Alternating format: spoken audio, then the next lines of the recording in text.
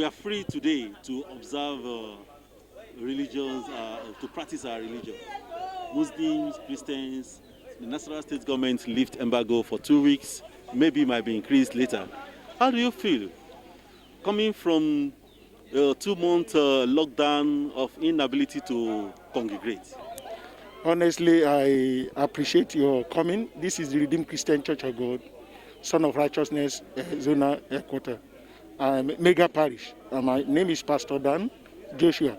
There is one thing you said, that if there will be a possible lockdown again, I don't want to hear that, because we have been at home, fellowshipping from home, directly from the federal government in the midst of COVID-19, and our general overseer, that Pastor Iya Deboye, also instruct us to be worshiping from home. But we thank God for Nasarawa State government for giving us, this opportunity as church, mosque, to come back again to congregate with our people. Because number one, what is happening in the world is evil, is demonic, is satanic, is of the devil.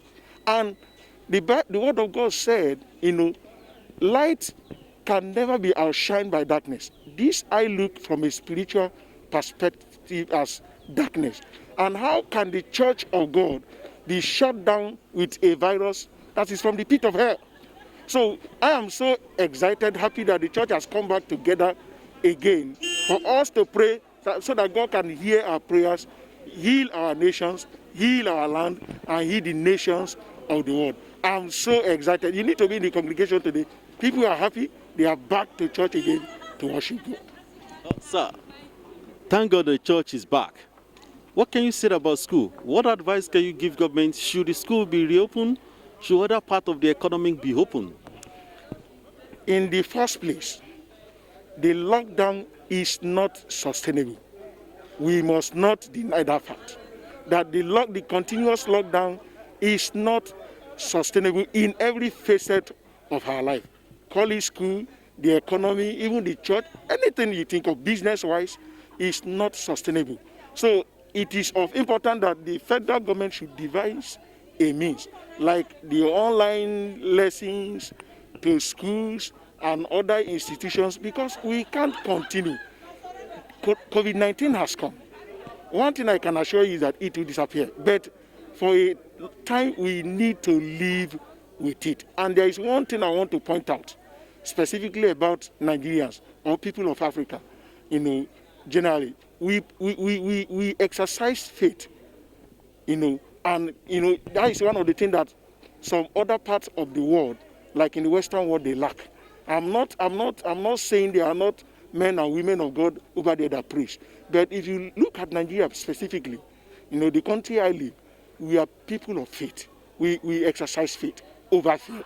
And that is the only way that we can survive all that we are facing today. So I will encourage the federal government to devise a means, encourage online learning, and also for schools to keep on the directives from the Ministry of Health, NCDC, physical distancing, continuous washing of hands, sanitizing, and other. If that can be achieved in our institutions, in fact, I'll be happy that school is opening tomorrow, because people need to get back to learn. Another, we can't even sustain keeping the children at home. Before staying at home idle, anything can come soon, and they will begin to do things that ought not to be doing, because they are supposed to be in school while they are at home. Can you quantify the losses, be it church, businesses, and every other aspect of life that we encounter within this short period of lockdown? It will be enormous. I can still remember was it WHO report sometimes last week in one of their briefing. It's UNICEF that said the continuous lockdown will cause more harm, to our economy than the COVID-19 itself. I can't. Let me, for example, take church for example. Church is not even a business center in the first place. So, but this gathering of his people, where we come together, rejoice with each other, embrace each other, pray together. I know what I have, those feelings, those relationships, how I've been feeling all this. I have families. We fellowship together, but it's not compared, because the word of God said, we cannot forsake the gathering of his people. So when you talk about every sect of our economy, any aspect at all, I can tell you, sir, there is lot of loss, harm that COVID-19 has caused to us, more than anyone can think of. Thank you. Your name again? Pastor Dan Joshua is my name. Thank you so much. Thank you for having me. God bless you. Thank you.